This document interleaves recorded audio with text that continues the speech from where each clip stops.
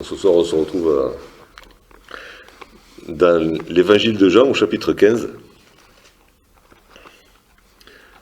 La semaine dernière, on avait vu jusqu'au verset 8. Après avoir passé la soirée dans la chambre haute avec ses disciples pour la dernière Pâque, Jésus les a conviés à le suivre dehors à la rencontre de ceux qui allaient l'arrêter. Et dans ce début de chapitre 15, Jésus a fait mention du fait qu'il était le vrai cep et que ses disciples, les sarments, devaient être attachés à lui, fondus en lui et lui en eux, purifiés par le Père qui est le vigneron, purifiés par la parole qu'ils ont reçue et destinés à porter beaucoup de fruits, à la condition expresse qu'ils demeurent en lui et que lui demeure en eux. Et pour que cela soit possible, la condition aussi, c'était que la parole de Jésus, les commandements de Jésus demeurent aussi en eux. Et donc on va lire à partir du verset 9 ce soir.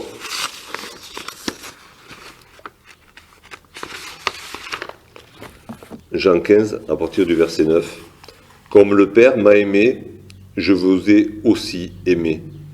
Demeurez dans mon amour. Si vous gardez mes commandements, vous demeurerez dans mon amour, de même que j'ai gardé les commandements de mon Père, et que je demeure dans son amour.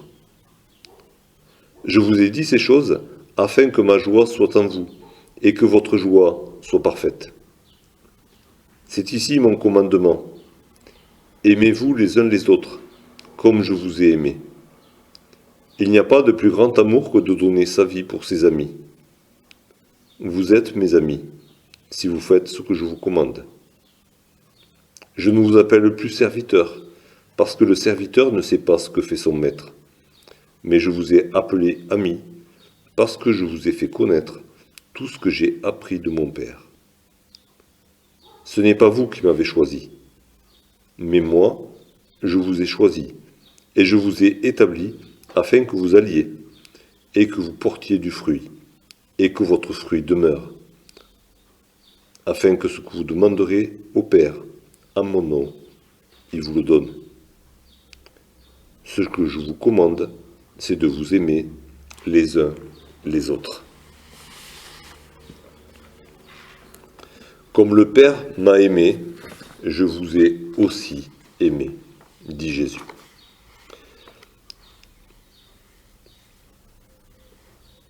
Jésus compare l'amour qu'il a pour ses disciples à celui que le Père a pour lui-même. Et dans les évangiles, par exemple, on voit que Dieu se manifeste pour dire qu'il a mis toute son affection en Jésus. C'est un amour total, il s'est investi complètement dans cet amour, il n'y a rien qui vient parasiter cet amour, ce n'est pas un amour qui est partagé avec quelqu'un d'autre ou autre chose. Toute son affection est placée sur Jésus. Toute l'affection du Père est placée sur le Fils. De la même manière, toute l'affection du Fils, tout son amour est placé sur ses disciples. Sur les 12, mais aussi sur nous, aujourd'hui, ses disciples dans toutes les générations. C'est aussi un amour qui... c'est l'amour de Dieu, c'est l'amour qui tire les autres vers le haut, qui honore les autres. Par exemple, on peut le voir dans cette citation que fait Pierre dans sa première prédication, dans Acte 2, verset 34.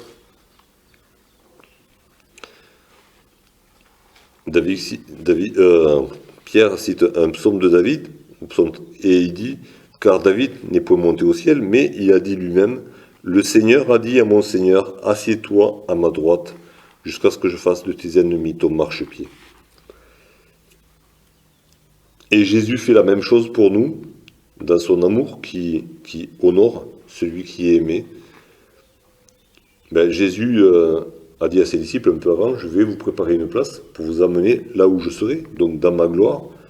Et ailleurs, il est aussi dit que il va faire de nos ennemis notre marchepied aussi. Donc voilà, Jésus compare son amour pour nous à l'amour que le Père a pour lui. C'est un amour total qui n'est pas distrait par autre chose. C'est un amour aussi qui nous fait grandir, qui nous tire vers le haut, qui nous place à la hauteur même de Jésus.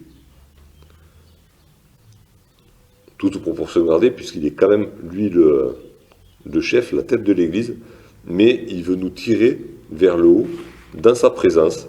Nous sommes héritiers de Dieu, co-héritiers avec Christ. C'est un amour qui a fait que Jésus a tout laissé pour nous. De la même manière que Dieu a... Bon, ça c'est pour amour pour nous, il a aussi donné son Fils, mais voilà, c'est l'amour du Fils, l'amour du Père, c'est le même.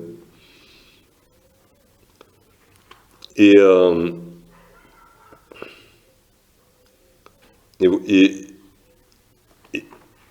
Jésus, après avoir, au chapitre précédent, dit, demander à ses disciples de demeurer en lui.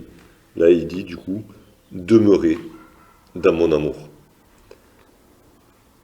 C'est vraiment le... Demeurer en Jésus, c'est demeurer dans l'amour. Dieu est amour, le Père est amour, le Fils est amour, et il nous demande de demeurer dans son amour. On se demande bien pourquoi on aurait envie d'aller ailleurs, d'ailleurs.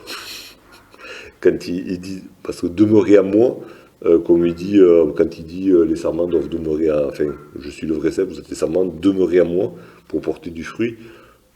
Des fois, ça peut sembler un peu rébarbatif, surtout qu'on va se faire émonder, tout ça. Ça n'a pas l'air facile. Mais du coup, là, Jésus dit, voilà, demeurez dans mon amour. C'est... Et il donne la mesure de cet amour, c'est le même amour qui l'unit au Père. Alors oui, là, ça donne... si on était un peu récalcitrant, à vouloir rester, demeurer en Jésus, là, c'est pas la même. Demeurer dans mon amour. Si vous gardez mes commandements, vous demeurerez dans mon amour, de même que j'ai gardé les commandements de mon Père, et que je demeure dans son amour. Et là, Jésus nous fait encore une autre comparaison. Il a d'abord comparé l'amour du Père à son amour, ou plutôt son amour à l'amour du Père. Et là, il nous invite à nous comparer à lui. Et donc Jésus se donne un exemple. Il dit, voilà, j'ai gardé les commandements de mon Père. Et du coup, j'ai demeuré dans son amour. Encore une fois, ça fait depuis le chapitre 14 au moins, et même avant, qu'il le répète, demeurer dans l'amour, aimer Dieu, ça implique garder sa parole, obéir à ses commandements. Et Jésus l'a dit expressément à la fin du chapitre 14, afin que le monde sache que j'aime le Père et que j'agis selon l'ordre que le Père m'a donné, levez-vous, partons d'ici. J'aime le Père, j'obéis au Père. Et Jésus invite les disciples à faire comme lui. C'est logique, hein, qu'un maître demande à ses disciples de faire comme lui. Sinon, les disciples iront voir ailleurs s'ils ne veulent pas faire comme le maître. Et donc, si vous gardez mes commandements, vous demeurerez dans mon amour, de même que j'ai gardé les commandements de mon Père, et que je demeure dans son amour. Vous de même, si vous gardez mes commandements, vous demeurerez dans mon amour. Si vous obéissez à ma parole, vous demeurerez dans mon amour. Ça m'a fait penser le fait de demeurer à moi, demeurer dans l'amour. Ça m'a fait penser au Cantique des Cantiques. propose d'aller faire un petit tour dans le Cantique des Cantiques. Au chapitre 2 d'abord. Un verset qu'on va peut-être se garder sous le coude pour après aussi.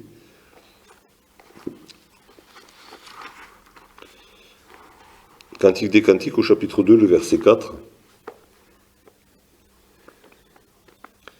Il m'a fait entrer dans la maison du vin, et la bannière qu'il déploie sur moi, c'est l'amour. La bannière qu'il déploie sur moi, c'est l'amour. Une bannière, c'est un drapeau. Hein. On voit dans l'Exode, le Lévitique, tout ça, chaque tribu avait sa bannière. Chaque tribu se rassemblait dans le camp autour de sa bannière. Donc c'est un symbole fort, c'est un symbole de rassemblement, c'est un symbole, on va dire, tribal, hein, ou national. C'est un symbole qui fait penser aussi à l'armée qui en marche. Hein. Elle marche derrière la bannière, elle est guidée par la bannière. La bannière qu'il déploie sur moi, c'est l'amour. Et depuis qu'on est là dans ces derniers moments que Jésus passe avec ses disciples, j'ai pas compté, mais le mot commandement et obéir au commandement et garder la parole, c'est revenu souvent, très très souvent. Et c'est pas pour rien que ça m'a fait penser à la bannière. Hein. On est dans une optique de combat, dans une optique de chef de guerre, dans une optique d'un chef qui donne ses ordres.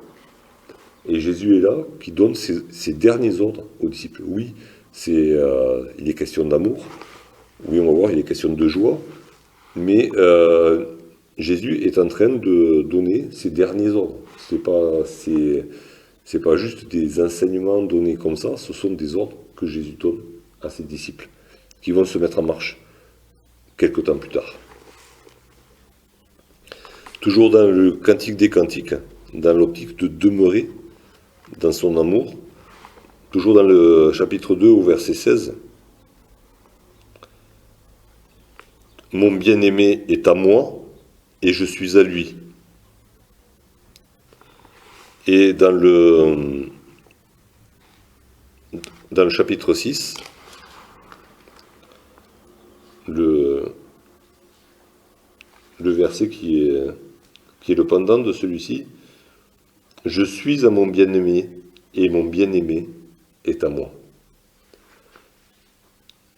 Chacun demeure, c'est chapitre 6, verset 3. Mon bien-aimé est à moi, et je suis à lui. Je suis à mon bien-aimé, et mon bien-aimé est à moi. Chacun, on va dire les deux parties, hein, le maître et les disciples, le Seigneur et ses adorateurs, les rachetés et le Sauveur, s'appartiennent mutuellement. L'un demeure dans l'autre et vice-versa. C'est cette image-là que je veux garder du Cantique des Cantiques en correspondance à ce chapitre 15. En nous souvenant encore de la bannière, on va y revenir tout à l'heure peut-être. Au verset 11, Jésus dit « Je vous ai dit ces choses afin que ma joie soit en vous et que votre joie soit parfaite. » La joie de Jésus est parfaite. Et quelle est cette joie ? Je propose d'aller dans le psaume 119, puisque Jésus a dit qu'il a gardé les commandements de son Père, et qu'ainsi il est demeuré dans son amour. Au psaume 119, c'est dit de différentes manières, à différents moments, mais au verset 111,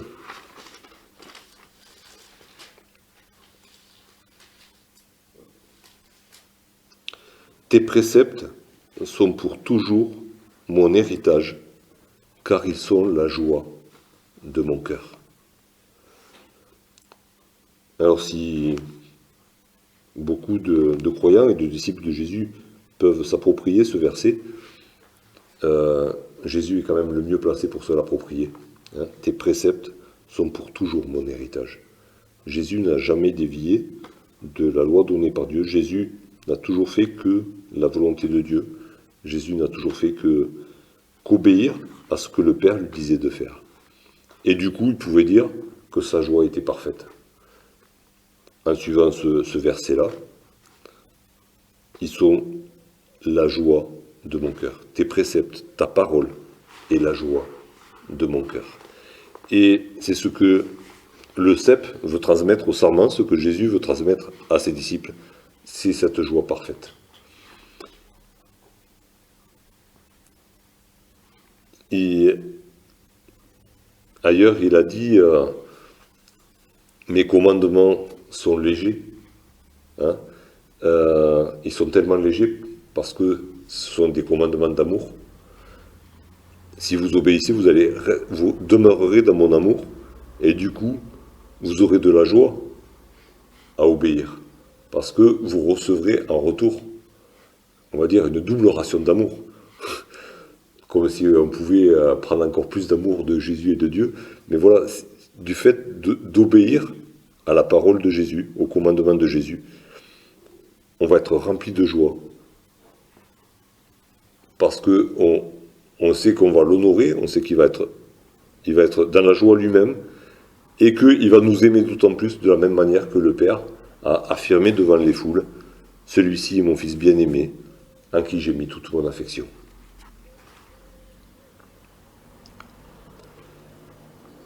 Et au verset 12, « C'est ici mon commandement. » On pourrait dire enfin, si Jésus ne l'avait pas dit avant, mais ça fait un moment qu'il parle de ses commandements, et qu'on s'attend à ce qu'il dise, enfin, qu'est-ce que c'est son commandement? Bon, il avait déjà dit au chapitre 13, peut-être qu'on a un peu oublié que les disciples étaient un peu partis dans autre chose, et il réaffirme ce commandement. « C'est ici mon commandement.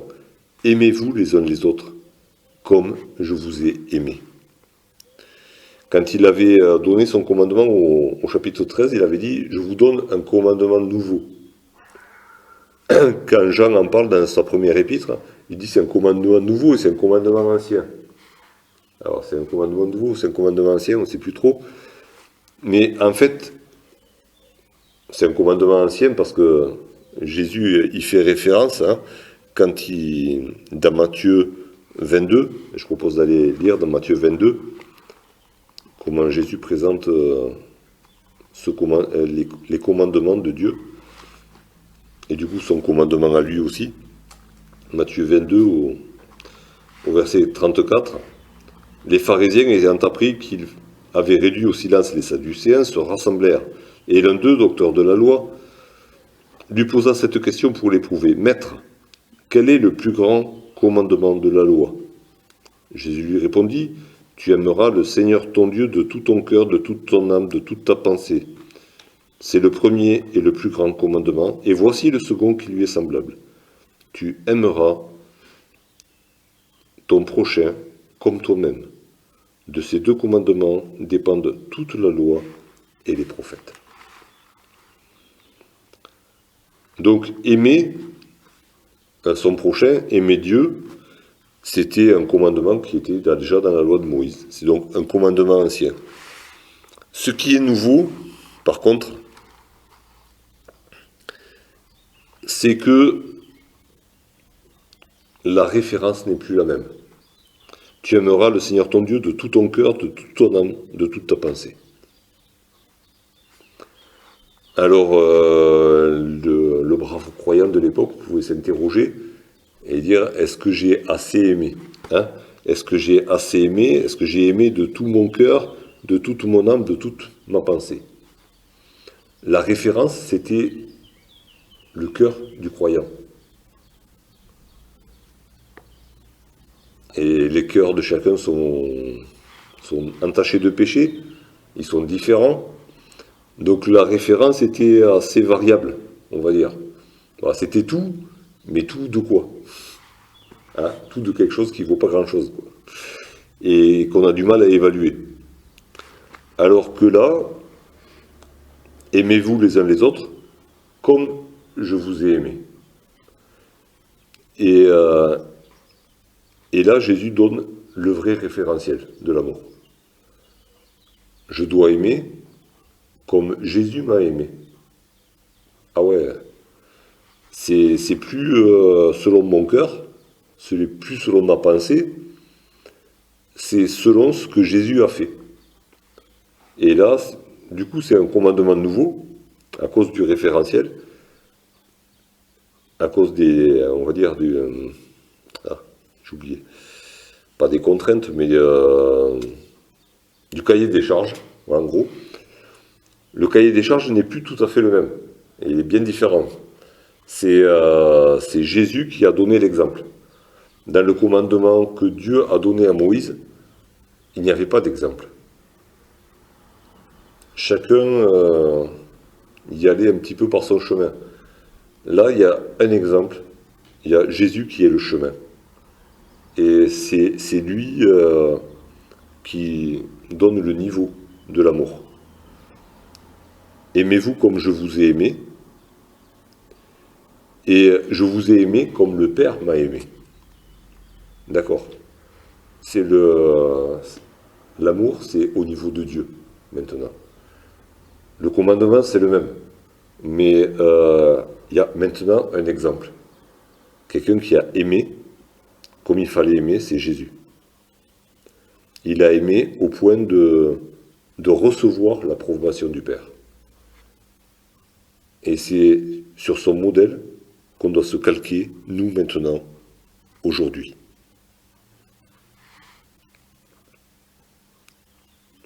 Et Jésus montre un petit peu mieux ce que c'est que cet amour. Il n'y a pas de plus grand amour que de donner sa vie pour ses amis. Jésus s'apprête à donner sa vie. Dans quelques heures, il va donner sa vie pour ses disciples.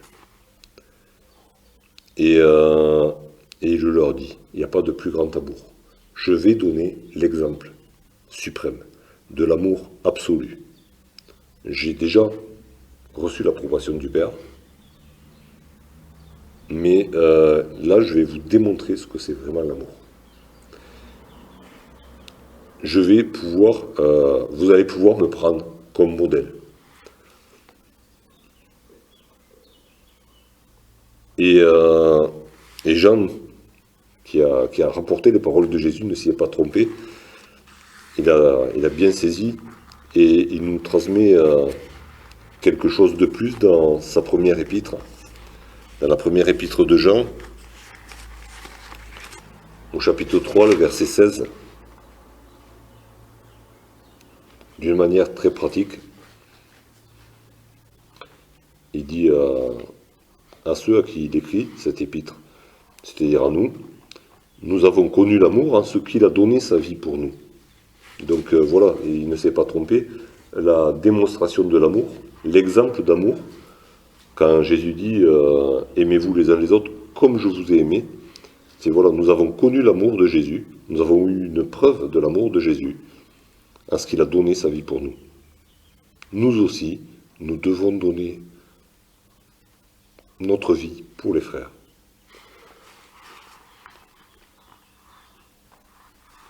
Si Jésus a donné sa vie pour ses disciples, s'il a donné sa vie pour nous, ben c'est l'exemple qu'il nous a donné pour qu'on fasse la même chose. Et du coup, notre amour doit aller jusqu'à donner notre vie pour les frères, pour les sœurs. C'est pas plus, pas moins. Enfin, plus, c'est pas possible. Et moins, c'est pas l'amour de Jésus. C'est pas l'amour de Dieu manifesté en Jésus. Ça sera autre chose, mais ça sera pas l'amour de Dieu. Donc, là, on a l'exemple et on a la marche à suivre. Verset 14, vous êtes mes amis si vous faites ce que je vous commande. Encore une fois, l'amour ne va pas sans l'obéissance à la parole. On ne peut pas dire qu'on aime Jésus si on n'obéit pas à ses commandements.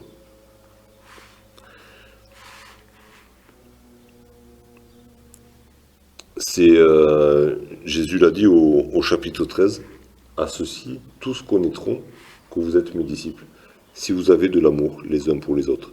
Ça sera manifesté, ça sera évident que vous êtes mes amis, si vous vous aimez. Si vous aimez comme j'ai aimé. Et si vous obéissez du coup à mes commandements. C'est comme ça que vous manifesterez que vous êtes mes disciples. Et Jésus fait une petite parenthèse, je ne vous appelle plus serviteur, parce que le serviteur ne sait pas ce que fait son maître. Mais je vous ai appelé amis, parce que je vous ai fait connaître tout ce que j'ai appris de mon Père.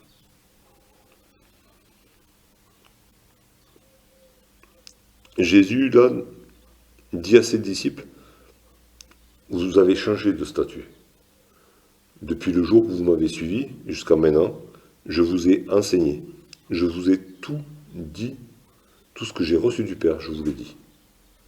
Du coup, vous avez changé de statut. Vous n'êtes plus serviteur, vous n'êtes plus esclave. Vous faites partie de la famille maintenant. Vous savez ce que le Père m'a dit, parce que je vous l'ai dit, je vous l'ai transmis. Vous connaissez la volonté du Père. Vous connaissez ma volonté aussi, qui est d'obéir au Père. Et du coup, vous avez changé de statut. Vous êtes mes disciples, oui, je suis votre maître. Ça n'enlève rien au statut de Jésus. Mais vous êtes maintenant amis du maître. Vous êtes aimés du maître. Et vous aimez votre maître. Alors, d'une manière imparfaite, encore, mais vous aimez votre maître. Et du coup, ça me fait penser à ce verset dans l'épître de Pierre qui dit vous l'aimez sans l'avoir vu. Et quand Pierre parle de Jésus, c'est toujours le maître. Hein, c'est le sauveur, c'est le maître, c'est le Seigneur. Mais vous l'aimez. Et vous, du coup, vous êtes ses amis.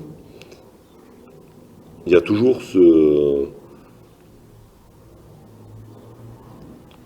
quelque chose qui fait que on pourrait sentir comme une contradiction.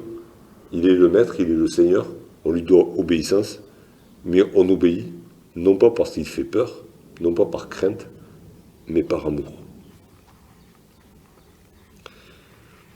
Et Jésus leur dit donc, je vous ai fait connaître tout ce que j'ai appris du Père. Et à ceci aussi, Jésus est un modèle que, par exemple, Paul a suivi. Et il le dit dans le livre des Actes, dans Actes au chapitre 20, par exemple, quand il prend congé de ses amis, justement, de ses amis qui étaient ses disciples aussi, mais c'est quand il prend congé de l'église d'Éphèse, au verset 27, « Car je vous ai annoncé tout le conseil de Dieu sans en rien cacher. » Paul a suivi l'exemple de Jésus. Tout ce qu'il a reçu de Dieu, tout ce qu'il a reçu de Jésus, il l'a transmis à ceux qui étaient, ce qu'on aurait pu dire qui étaient ses disciples, qui étaient ses frères et sœurs, de toute manière, sauvés par Jésus-Christ. Et il n'a rien caché de ce qu'il avait reçu. Et nous aussi, de la même manière, on est appelés à transmettre tout le conseil de Dieu, sans en rien cacher. Il y a des choses qui sont plus ou moins sympathiques à dire. Il y a des choses qui seront plus ou moins bien reçues, aussi, suivant les personnes. Mais on est appelé à transmettre tout ce qu'on a reçu du Père, tout ce qu'on a reçu de Jésus, tout ce qu'on a reçu de la parole par le Saint-Esprit, et à ne rien cacher.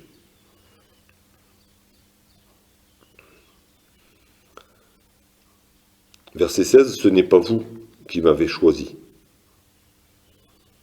Jésus, on dirait, il enfonce une porte ouverte. Hein. On sait bien que c'est lui qui a choisi les disciples. Mais c'est important de le savoir. C'est important qu'ils le disent. Les disciples n'ont pas choisi Jésus. C'est Jésus qui les a appelés. On était incapable de choisir Jésus, d'aller vers Jésus. C'est Jésus qui est venu vers nous. Ce n'est pas vous qui m'avez choisi, mais moi, je vous ai choisi. C'est intéressant de voir un petit peu le mot que Jésus utilise.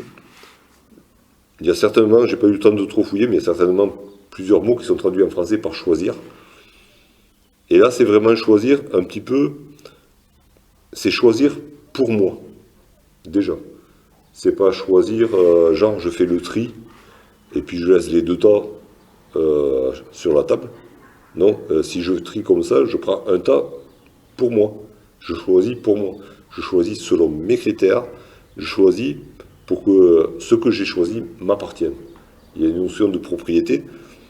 C'est un petit peu aussi une notion de la même manière qu'on choisit des fleurs pour faire un bouquet. Il va y avoir à la fin une harmonie.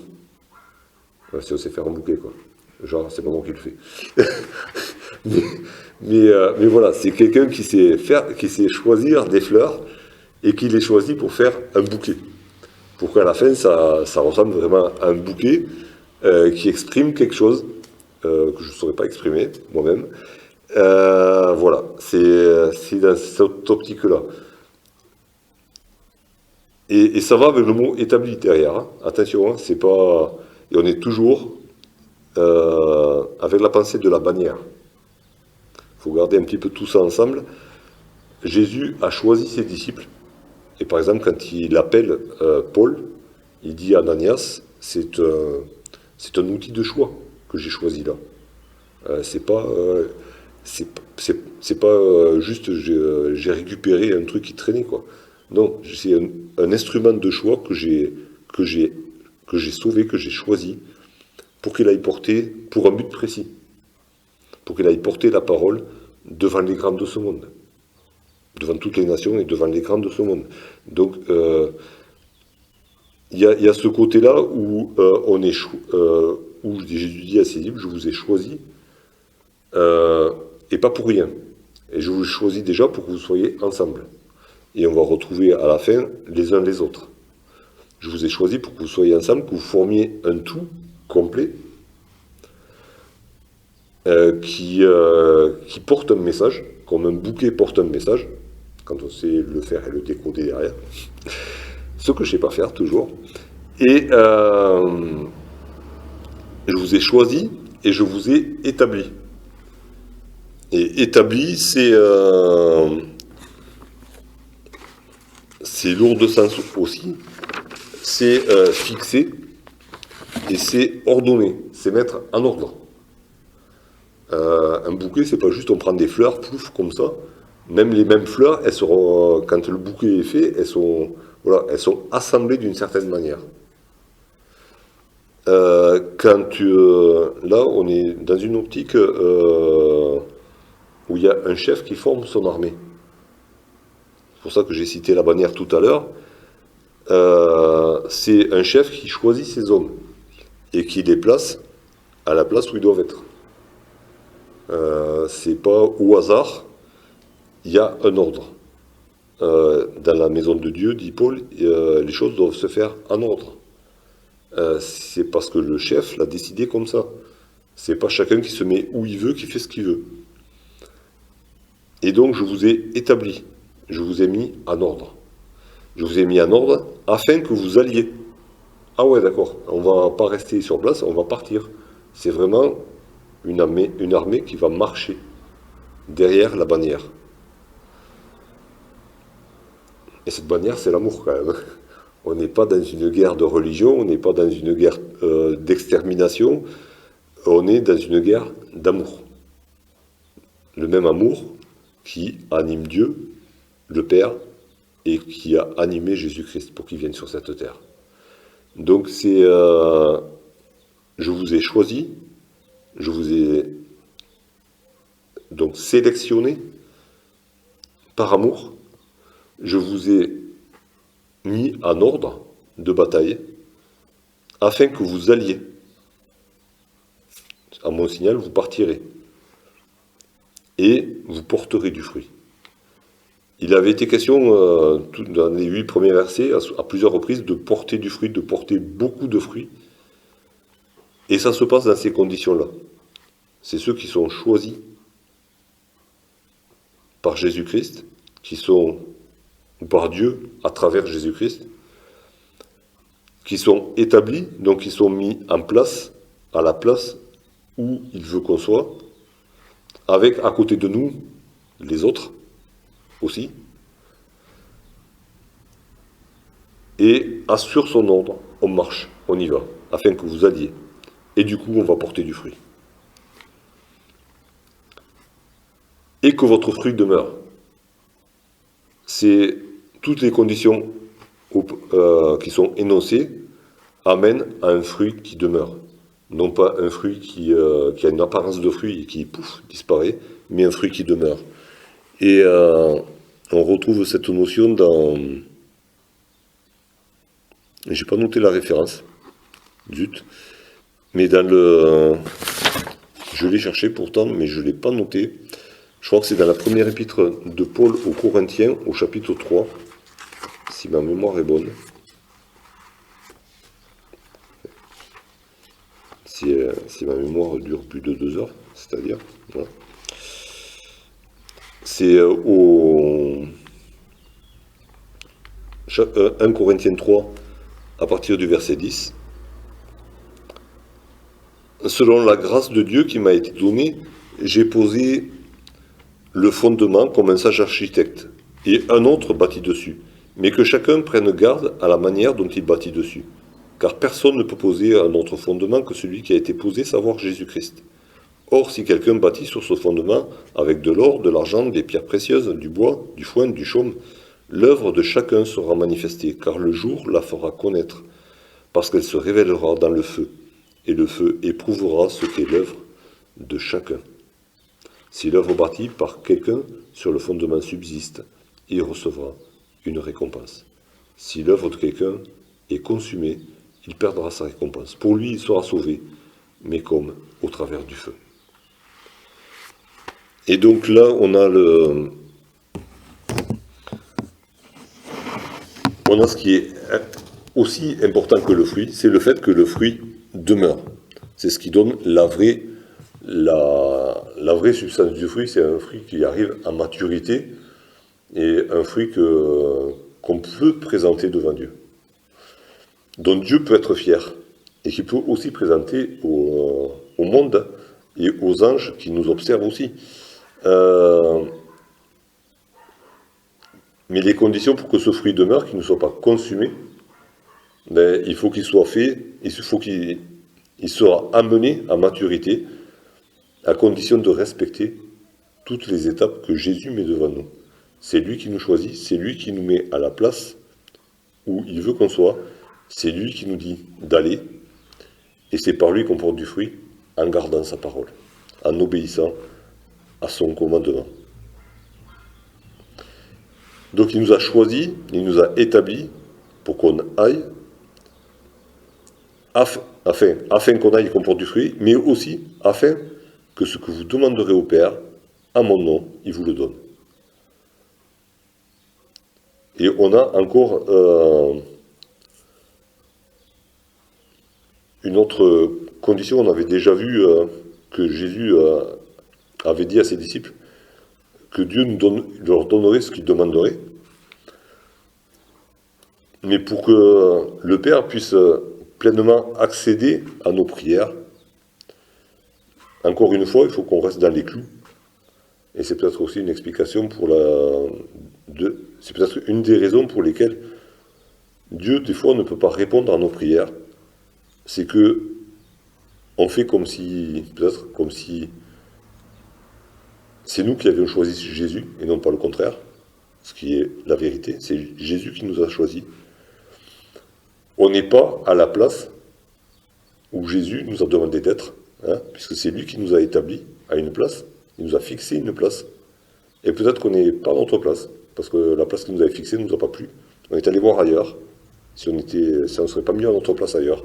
Ben non, notre place c'est là où Jésus nous a placés. Et du coup, on ne marche pas sous le commandement de Jésus.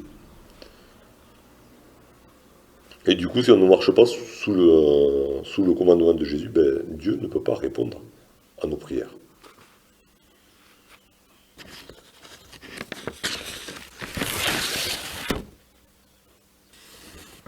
ce que je vous demande, et Jésus répète encore son commandement, c'est de vous aimer les uns les autres. Jésus avait donné au chapitre 13 une démonstration de son amour. Il s'est mis au service de ses disciples pour leur laver les pieds. Et il le répète encore ici. Ce que je vous commande, c'est de vous aimer les uns les autres. Jésus avait dit aux pharisiens, toute la loi est contenue dans ces deux commandements, aimer Dieu et aimer son prochain. Et donc Jésus n'invente pas de nouveaux commandements, il ne fait pas toute une liste de choses que ses disciples doivent faire, il leur laisse juste le cœur de son enseignement, aimez-vous les uns les autres. Et Paul, quand il écrit aux Romains, il leur rappelle le cœur du commandement de Jésus.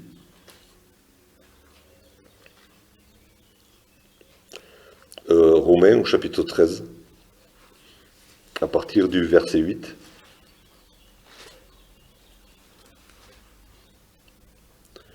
Ne devez rien à personne, si ce n'est de vous aimer les uns les autres. Car celui qui aime les autres a accompli la loi. En effet, les commandements, tu ne commettras point d'adultère, tu ne tueras point, tu ne déroberas point, tu ne convoiteras point, et ce qu'il peut encore y avoir, se résume dans cette parole. Tu aimeras ton prochain comme toi-même. L'amour ne fait point de mal au prochain. L'amour est donc l'accomplissement de la loi.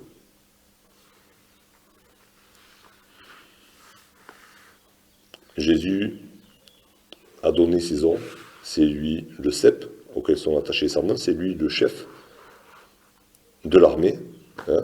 Souvent Dieu est appelé le Dieu des armées, et Jésus est le chef d'une armée particulière, une armée qui marche sous la bannière de l'amour, et dont le commandement est d'aimer.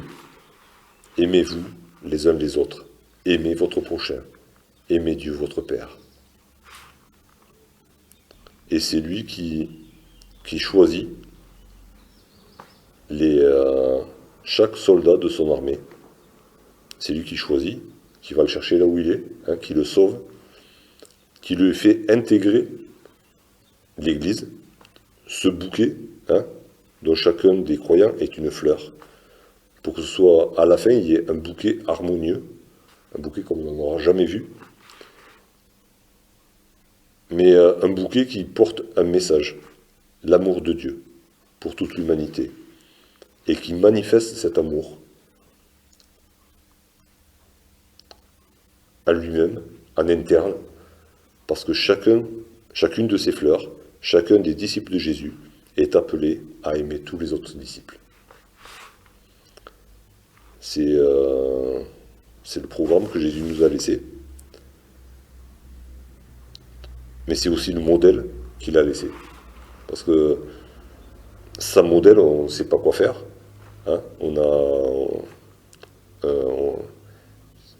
On le sait, c'est une image vaut des fois plus qu'une longue démonstration. Et Jésus s'est donné lui-même un modèle. Lui, il a manifesté ce qu'était réellement l'amour en donnant sa vie pour ses disciples. Et du coup, maintenant, on a le commandement de Dieu qu'on peut comprendre en regardant l'exemple de Jésus. Et par la grâce de Dieu, on a aussi le Saint-Esprit qui nous aide à mettre en pratique ce commandement. Car notre souhait, c'est que justement, que le monde autour de nous puisse voir que nous sommes les disciples de Jésus, à la manière dont nous nous aimons les uns les autres.